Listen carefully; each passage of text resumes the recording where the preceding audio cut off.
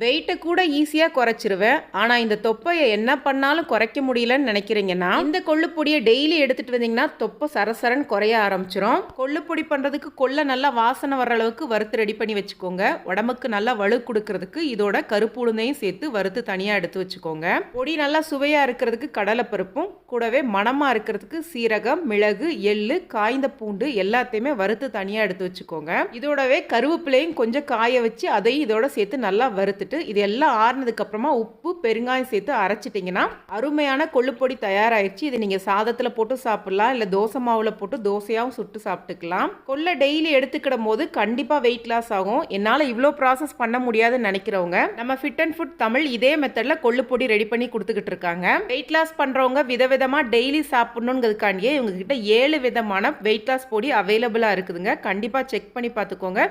ப்ராடக்டோட லிங்க் வேணா லிங்க்னு கமெண்ட் பண்ணுங்க, அனுப்பிச்சு வைக்கிறேன். இவங்க பேஜை டேக் பண்ணிக்க, கூடவே வாட்ஸ்அப் நம்பரும் வெப்சைட் டீட்டெயிலும் கொடுத்துருக்கேன். கண்டிப்பாக செக் பண்ணி பாருங்கள். நன்றி, வணக்கம்.